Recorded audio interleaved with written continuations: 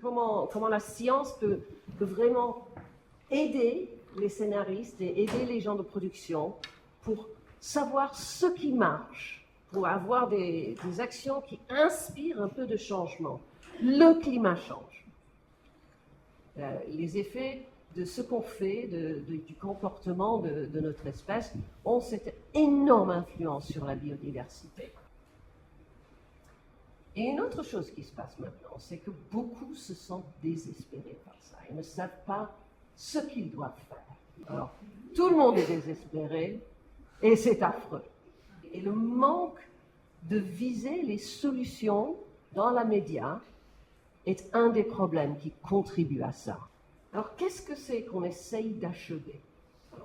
À très très grande échelle, c'est une acceptance que les risques sont vraiment réels. Les risques de la montée de la mer, c'est réel. Alors, il faut accepter ces choses-là, mais de ne pas vraiment créer trop de peur, parce que la peur crée une inertie où personne ne bouge. Il faut aussi accepter qu'il faut faire quelque chose. Tout le monde doit faire quelque chose. Et qu'on doit changer notre comportement pour avoir des solutions qui sont éco-positives. Alors il faut recréer tout ça en termes de bénéfices.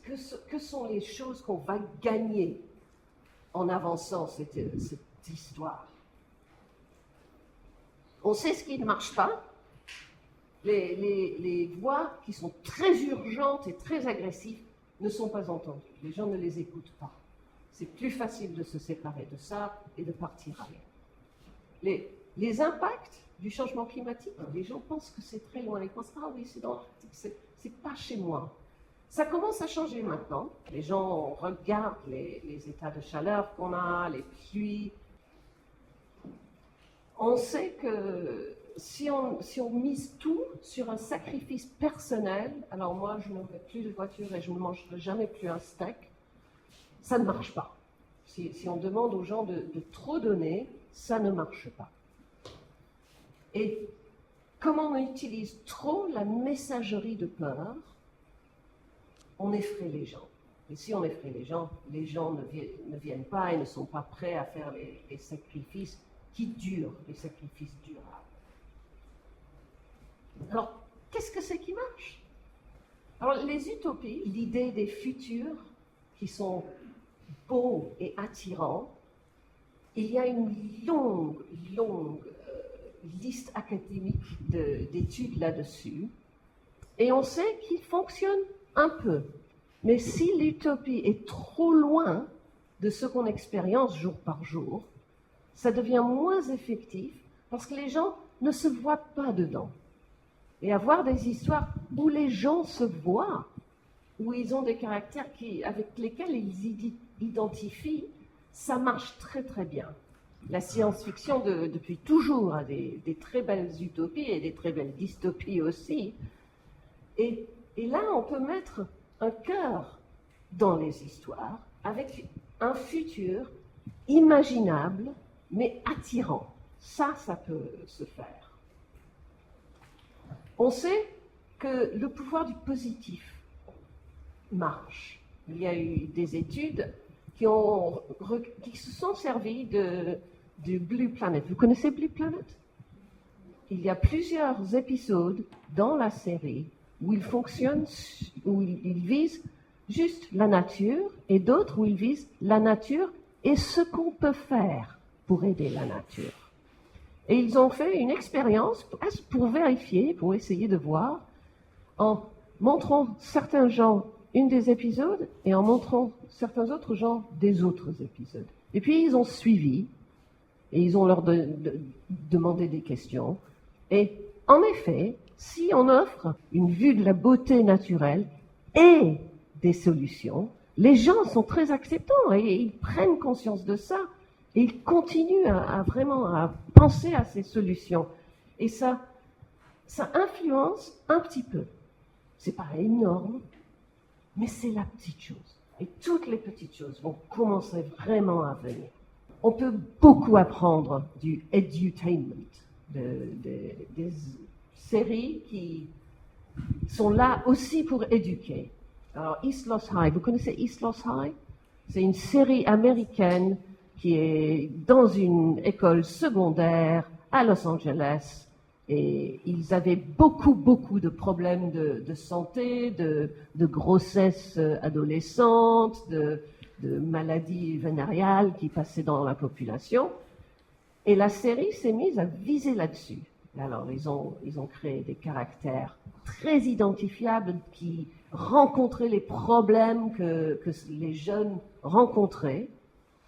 Et ils offraient une discussion des solutions possibles là-dedans. Et ils renforçaient ça surtout avec le social media. Et ils ont énormément eu de succès. Ils ont fait 6 saisons, je crois. Et ils ont réduit énormément la grossesse-adolescence et le transfert de maladies vénériales dans la population latina de Los Angeles et plus loin. Alors, ils ont travaillé avec les académiques, ils ont travaillé avec les santé publiques pour pouvoir faire ça. Et on sait que ça marche. Et on voudrait énormément qu'on puisse établir ces partenariats-là avec des scénaristes et avec des gens qui font des séries pour faire la même chose avec l'écologie, avec le changement climatique. Parce qu'on sait que ça marche dans ce genre, dans la santé, pourquoi pas dans l'écologie? Une autre chose qui marche, c'est de mettre les histoires qu'on raconte dans le monde des solutions. Au lieu de les placer dans les problèmes de climat, les mettre dans les solutions. Il y a beaucoup de circularité, on en parle de plus en plus. Et les gens trouvent l'idée de la circularité, de ne pas gaspiller les choses, très inspirant. On peut avoir des histoires qui sont placées là-dedans. Il y a beaucoup d'endroits où on peut illustrer que les normes qu'on a maintenant ne sont pas les bonnes normes. On peut aussi se servir des nudges. Les publicitaires savent faire les nudges, mais nous, on ne prend pas assez avantage de ça. Les 6 domaines d'influence majeurs sont le nombre d'enfants qu'on a, la façon dont on gère notre paysage aussi est énormément influentielle. La consommation de viande. Alors, personne ne veut qu'on leur dise qu'il ne faut pas. Les carnivores sont très carnivores et ils sont très dédiés. Mais on peut beaucoup aider. Ils ont fait une expérience dans le métro à Londres en enlevant toutes les publicités des McDonald's et des choses qui faisaient promotion de viande dans le métro. Ils ont réussi, juste en faisant ça, de réduire par 20% la consommation de viande dans ces outlets. Les choix de transport, les vélos, ça c'est facile à montrer dans les séries. Que quand quelqu'un sort et va au travail, qu'ils prennent leur vélo, ou qu'ils marchent, ou qu'ils prennent les transports en commun, juste de ne pas mettre toujours les gens dans les grandes voitures et de ne pas mettre les gens de puissance dans la grande voiture noire, la SUV qui utilise énormément de ressources. Et les autres choses, c'est la production de nos déchets, ce qu'on gaspille, ce qu'on évite avec la circularité. Mais ces choses-là sont difficiles à s'adresser. Et la persuasion doit être assez subtile, autrement les gens ne s'y prêtent pas. Alors, quel genre d'intervention réussissent à pousser ça? On peut montrer les gens qui disent « Ouais, moi je vais faire ça ». On peut donner un exemple, on peut utiliser des caractères puissants pour donner des messages, on peut montrer des comportements inspirants et on peut préparer les gens pour ces choses-là en introduisant des choses avec subtilité en avance.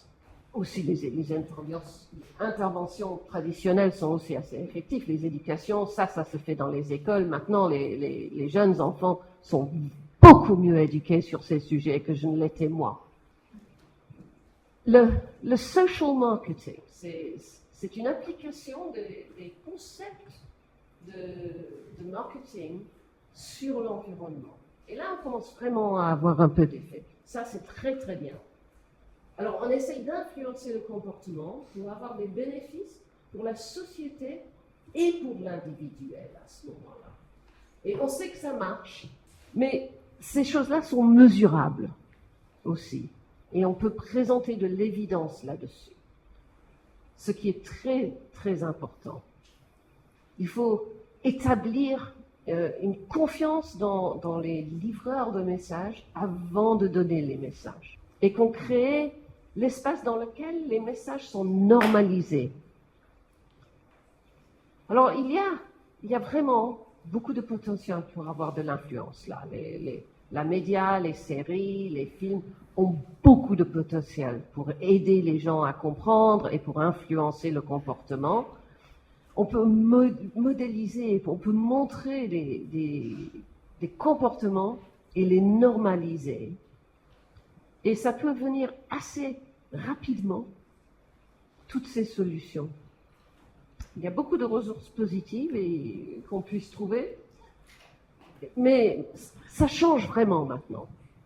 Le changement climatique est vrai. On n'accepte plus ce qu'on appelle le greenwash, que les compagnies font semblant de devenir écolo. On n'accepte plus ça. Et les solutions de développement durable deviennent rentables. Ça devient financièrement attractif. Alors tout va changer. Merci.